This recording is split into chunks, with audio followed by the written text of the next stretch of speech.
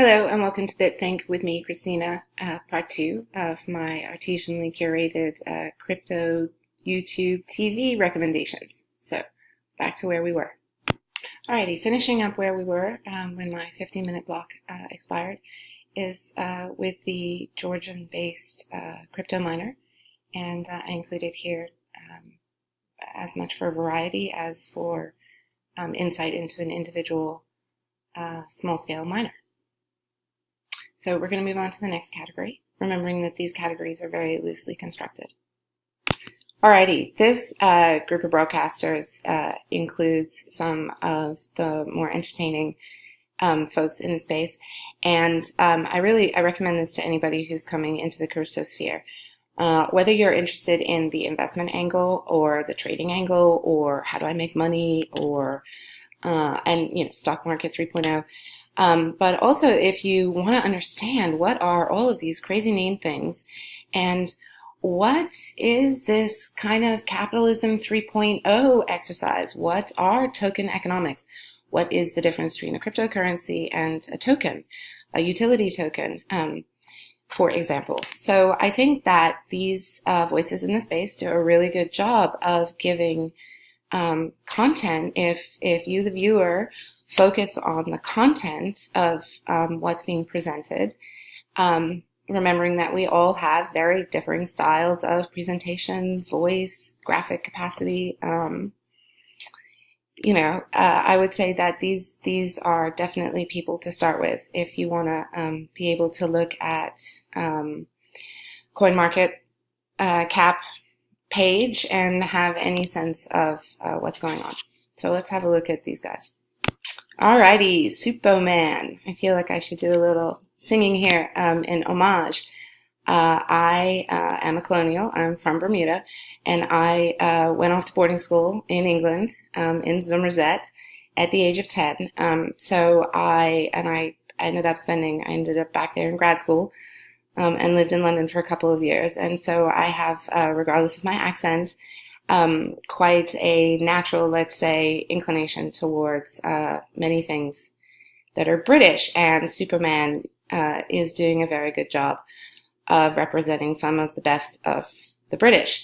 I think that his perspectives on long-term investing and the need to have a strong hand are really important points that he makes, and I think that his assessment of how to evaluate coins, how to evaluate projects, but also how to evaluate kind of the short, medium, and long-term future of the market as it develops into sectors and so on is really cogent stuff. So I think everybody should get some Superman in their life, and I enjoy his work very much.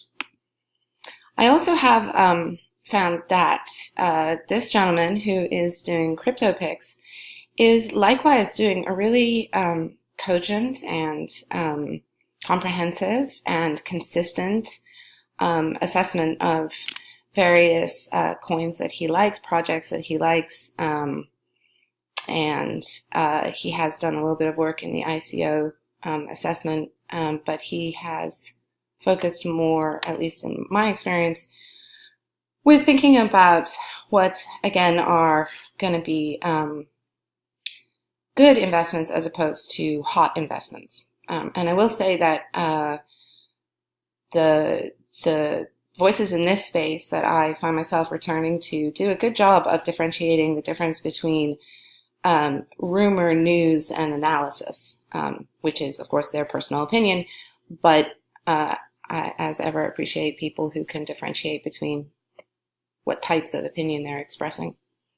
I enjoyed this gentleman very much. I'm not 100% sure where in Northern Europe he's coming from, but I think that he's definitely got some stylistic variety, and I think that his content, again, is worth listening to. I have found that he makes good points about various projects, and from the point of view of somebody who is trying to, as I say, penetrate in the first instance the 1,300 plus entities on CoinMarket cap website, he's a good guy to go and have a listen to. And then Mr. Hay.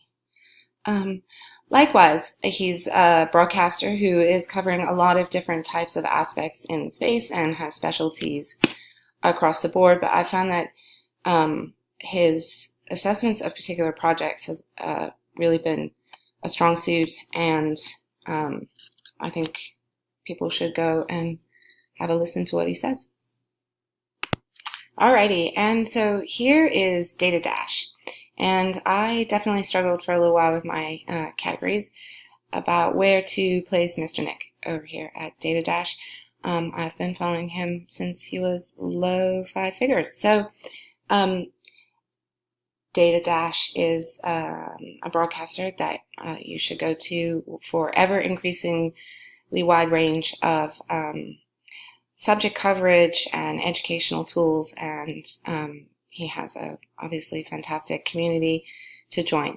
I think that consistently Nick's strength is in, again, much like Superman, although totally different styles, West Coast America.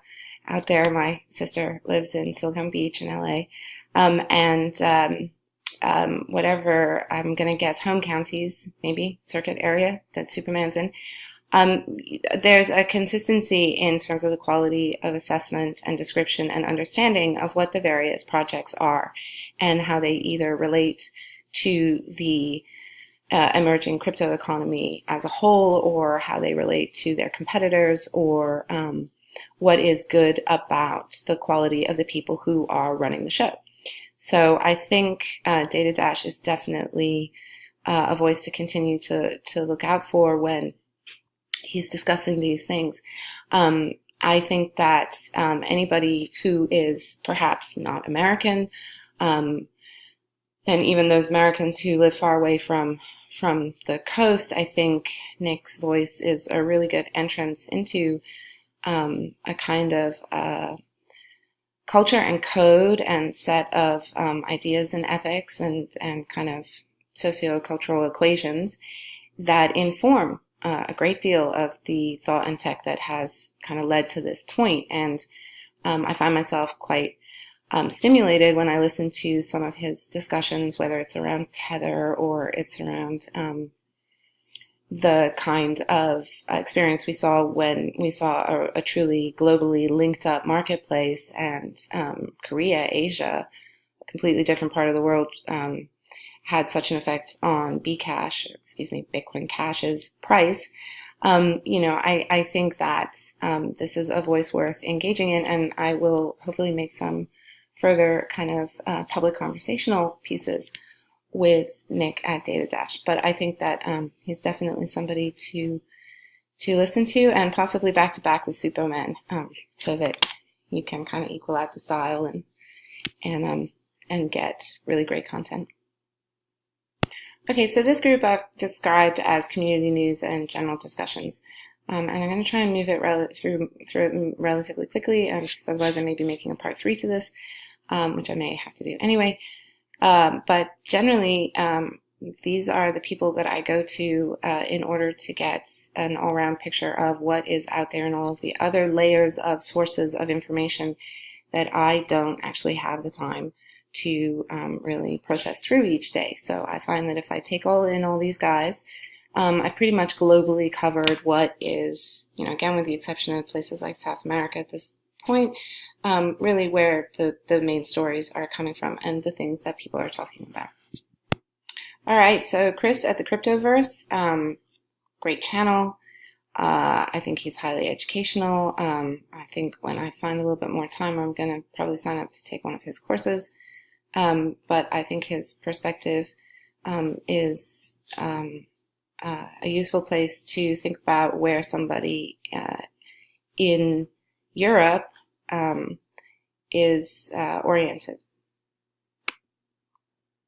So here we have coin mastery. I have to say that one of the things that I've been enjoying the most about coin mastery is that over the last few weeks, he has really been developing a lot of insightful and helpful things around the psychology of the marketplace, the psychology of investing, making some observations about dopamine cycles, which I think are really useful. I think that some of the kind of emerging specialty that he's developing in terms of reading the larger marketplace as well as his own self, in terms of some of these dynamics, is awesome to listen to. So I recommend him, especially for that. Jimmy Song, who has his companion, compadre, Tone Vays. I have really enjoyed listening to Jimmy Song. It may be because he's a Gen Xer like I am, and he went to college in Boston like I did. But yeah, I think that his mix of obviously technical expertise and historical witnessing and ability to take a balanced and skeptical view on a lot of the information and conversation is really worth listening to. And Tone Vays is just excellent. He's a whole nother flavor. I think that some of his perspectives on the old traditional markets are really worth listening to, and a lot of what he has said has really provoked me to think more carefully about the extent to which and how we can translate any of the skills that have been developed in analyzing the traditional markets into this new market. So thanks for that, and I recommend you. And these guys seem to have a pretty consistent morning wake-up routine, which for me, being an hour behind them, kind of makes it a nice 11s sort of break. And here is Tone Vays' channel site, if you want to go check him out directly. And so the World Crypto Network are a group of people who Jimmy and Tone chat with often. And I will say that this channel is worth sticking with if you are a newbie and have no clue about the longstanding history of many of the original players and the various, politics and water cooler politics and profound life-changing politics, personal politics that inform the kind of core area of this space. I think that if you listen to it long enough, you'll pick up not only, useful insights into the space in general, but you'll begin to understand who are all these various players who sometimes the main educators in the space can refer to in a way that somebody totally new to the situation isn't necessarily going to understand what the importance of that voice is relative to others. So this one I enjoy listening to from time to time.